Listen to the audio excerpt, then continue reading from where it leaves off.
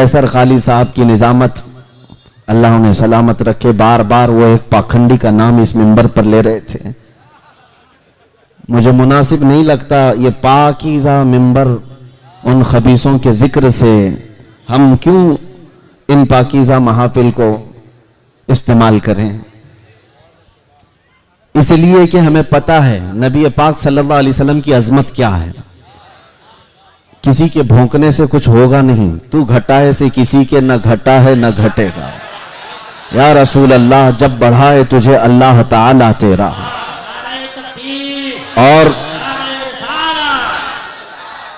और एक बात यह है, जो कांटे खाने की आदत रखते हैं उन्हें फूल समझ में नहीं आते।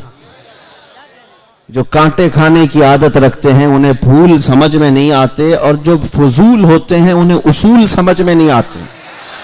और जिनके बाप दादाओं में खता होती है, ऐसे हरामियों को मेरे रसूल समझ में नहीं आते। उन लोगों का जिक्र करने की जरूरत ही नहीं है। कुरान ने सूरह कलम में फरमाया, उतुल्लिम बअद ज़ालिका ज़नीन, जो मेरे मुस्तफ़ा करीम सल्लल्लाहु अलैहि वसल्लम की तौहीन करते हैं वो जिना से पैदा हुए हैं। बेउसूलों को उसूल समझ में नहीं आते हैं। तो बहरहाल मुस्तफ़ा करीम सल्लल्लाहु ताला अलैहि वसल्लम की अजमत उन लोगों को खूब मालूम है जिनके दिल पाक और साफ हैं। आपने सुना होगा सैयदना अबू बकर सिद्दीक रदी अल्लाह ताला अन्हु हुजूर की बारगाह में आए और अर्ज़ किया, या रसूल अल्लाह, आपसे ज्यादा हसीन और जमील मैंने किसी को देखा नहीं। मेरे आका ने फरमाया, सदक़ता या अबू बकर, ऐ अबू बकर तुम बिल्कुल सच कह रहे हो। अबू जहल खबीस मरदूद नफ्स आया और उसने भी ये कहा, ऐ मोहम्मद तुम्हारे से ज्यादा बदसूरत मैंने किसी को नहीं देखा, नऊज़ बिल्लाह। मेरे आका सल्लल्लाहु अलैहि वसल्लम ने फरमाया, तू सच कहता है। क्या दो लोग सच कह रहे हैं? एक तारीफ कर रहा है और एक बुराई कर रहा है, और दोनों को मेरे आका सल्लल्लाहु अलैहि वसल्लम फरमा रहे हैं तू सच कह रहे हो। बात दर हकीकत ये है कि मेरे आका सल्लल्लाहु ताला अलैहि वसल्लम से पूछा गया, अबू बकर सिद्दीक को भी आपने कहा सच कह रहे हैं, अबू जहल को भी आपने कहा सच कह रहा है। हुजूर पाक सल्लल्लाहु अलैहि वसल्लम ने इरशाद फरमाया, मैं एक आईने की मिसल हूं, हर कोई अपनी हकीकत उसमें देखता है और अपनी तारीफ करता है। मेरे अजीजों, हुजूर पाक सल्लल्लाहु ताला अलैहि वसल्लम की शान में भौंकने वाले अपनी हकीकत वो उस आईने में देखते हैं और अपने आप पर कोसते हैं।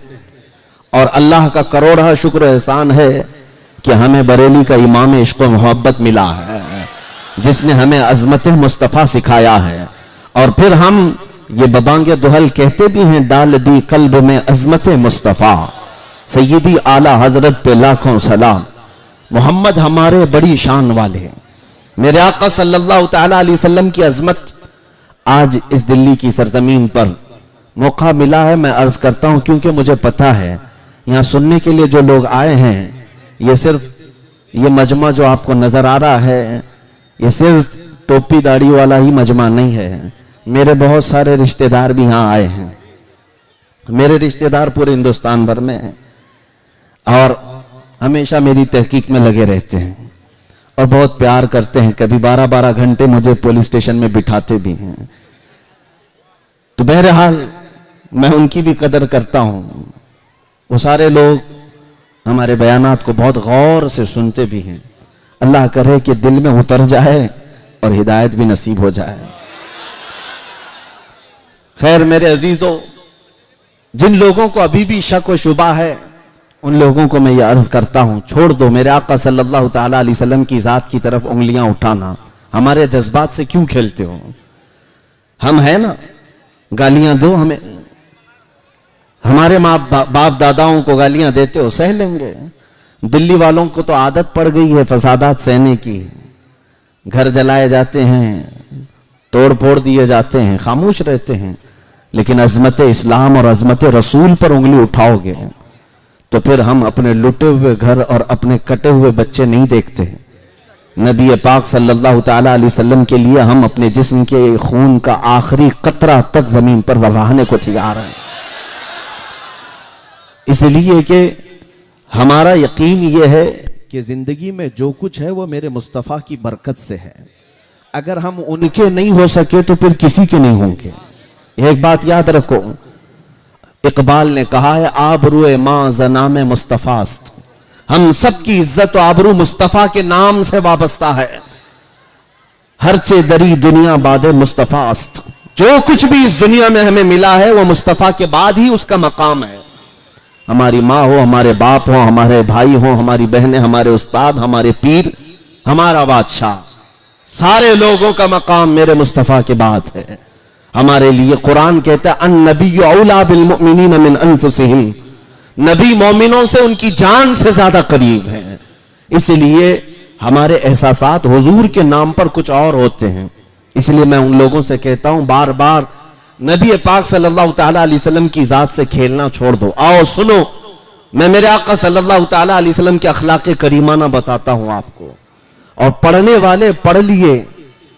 میں جارج برنارڈ شاہ کی بات اگر کہوں آپ کے سامنے، ایک بہت ہی بڑا رائٹر ہے، مسلمان کی بات نہیں کر رہا ہوں، غیر مسلم، ایک انگریز، جارج برنارڈ شاہ، وہ لکھتا ہے اپنی کتاب میں کہ میں نے پوری کائنات میں ایسا ریولیشن، ایسا انقلاب دیکھا ہی نہیں جیسا محمد رسول اللہ نے انقلاب پیدا کیا. اس لیے کہ دنیا میں بہت سارے انقلاب آئے، لینن کا انقلاب، مارکسزم کا انقلاب، کمیونزم کا انقلاب، جمہوریت کا، ڈیموکریسی کا انقلاب، دنیا میں بہت سارے انقلاب آئے، لیکن ان کے انقلاب کے جو بانی تھے، فاؤنڈر تھے، ان کی زندگیوں میں وہ انقلاب کا اثر رہا یا زیادہ سے زیادہ 100 سال تک رہا. لیکن ایک انقلاب جو مکہ کی گلیوں سے اٹھا تھا، مدینے پہنچا اور پوری کائنات میں پھیلا. جارج برنارڈ شاہ کہتا ہے 1400 سال ہو گئے اس انقلاب کو دنیا میں آئے ہوئے، اس رسول کا اثر اب تک کم نہیں ہوا بلکہ روز بڑھتا ہی جاتا ہے، روز بڑھتا ہی جاتا ہے. یہ میں نہیں کہتا، غیر مسلم جارج برنارڈ شاہ کی لکھی ہوئی بات میں کہہ رہا ہوں آپ کے سامنے. وہ اس لیے کہ عقل صاف ہوگی، مطالعہ کیا ہوگا، سمجھ میں آ جائے گا میرے نبی کی ذات کیا ہے. اور اسی طرح ہمارے اس ملک کے بھی کئی ایسے نان مسلم لوگ ہیں جو مفکرین ہیں اور بہت ساری کتابوں کے مصنف بھی ہیں. انہوں نے بھی میرے آقا صلی اللہ تعالیٰ علیہ وسلم کے متعلق کیا کہا ہے. میں اپنے نوجوان بچوں سے کہوں گا، موہن داس کرم چند گاندھی نے کیا لکھا، ڈاکٹر بی آر امبیڈکر نے کیا لکھا ہے، اور بھی بہت سارے لوگ ہیں، رویندر ناتھ ٹیگور، اور بھی کئی ایسی شخصیات کا میں تمہارے سامنے ذکر کر سکتا ہوں جنہوں نے میرے آقا صلی اللہ علیہ وسلم کی عظمت کا اعتراف کیا ہے. حضور اکرم صلی اللہ تعالیٰ علیہ وسلم کی شان کو انہوں نے لوگوں کے سامنے بیان کیا، حتیٰ کہ سکھوں کے سب سے بڑے گرو نانک نے تو باضابطہ میرے آقا صلی اللہ علیہ وسلم کی شان میں کئی نعتیں لکھی ہیں، اور انہوں نے یہ کہا ہے محمد نہ ہے بھکتی نہ ہج.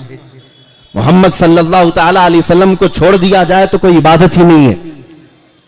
یہ میں نہیں کہہ رہا ہوں، جنہوں نے اسلام یا قرآن یا حدیث پر عمل کرنے کا عزم نہیں لیا، ان لوگوں نے یہ لکھا ہے.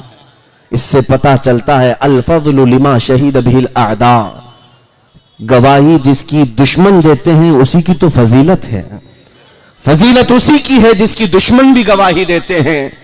نبی مکرم صلی اللہ تعالیٰ علیہ وسلم مکہ کی گلیوں سے نکل کر مدینہ طیبہ پہنچنے تک جو اعلیٰ اخلاق و کردار کی شخصیت سب پوری دنیا کے سامنے پیش کیے، آج تک دنیا اس کی نظیر نہیں لا سکتی، اس کی مثال نہیں لا سکتی، آج تک نہیں لا سکتی. انصاف کی بات اگر میں کروں، ہے کوئی دنیا میں آج لیڈر جو اپنی رعایا کے سامنے آ کر یہ کہے کہ تم پر کسی پر میرا کوئی حق باقی ہے تو حق لے سکتا ہے؟ آئیں ابھی ہمارا کوئی منسٹر آ کر کے کہہ دے، کسی کی ہمت ہی نہیں، اتنا کھا کے بیٹھے، کیا کہیں گے، کیا کہیں گے؟ اور لوگ نوچ ڈالیں گے، یہاں بھی میرا حق ہے، وہاں بھی میرا حق ہے. کسی کو کہنے کی ہمت نہیں ہے. مصطفیٰ کریم صلی اللہ علیہ وسلم کی ذات وہ ہے کہ پورے بھرے مجمع میں مسجد نبوی میں صحابہ موجود ہیں، اس وقت کہتے ہیں اے لوگو، تم میں سے کسی بھی شخص کے اوپر میرا کوئی حق باقی ہے یا مجھ پر تمہارا کوئی حق باقی ہے تو مجھ سے لے سکتے ہو. ایک صحابی کھڑے ہوئے کہا ہاں میرا حق باقی ہے آپ کے اوپر.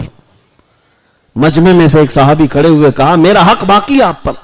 حضور نے فرمایا کیا حق ہے؟ کہا ایک غزوے میں ہم جا رہے تھے, اس وقت مجاہدین کی صف سیدھی کرتے کرتے میں تھوڑا آگے آ گیا تھا, آپ نے مجھے چھڑی سے مارا تھا, میں بدلہ لینا چاہتا ہوں. اللہ اکبر. کون کہہ رہا ہے؟ سید الانبیاء, جس کے دربار کی سلامی سید الملائکہ لینے کے لیے بے قرار ہو, فرشتے جس کی ایک جھلک دیکھنے کو بے قرار ہو, اس رسول کے سامنے ان کے ایک صحابی کھڑے ہو کر کہتے ہیں آپ نے فلاں وقت چھڑی سے مجھے مارا تھا, میں بدلہ لینا چاہتا ہوں. نبی پاک صلی اللہ علیہ وسلم نے یہ نہیں فرمایا تم کون ہوتے ہو مجھ سے اس طرح کی بات کرنے والے, بلکہ کہا اگر ایسا ہے تو آ جاؤ. صحابہ کھڑے ہوئے, کہا یا رسول اللہ صلی اللہ علیہ وسلم کیا یہ ہماری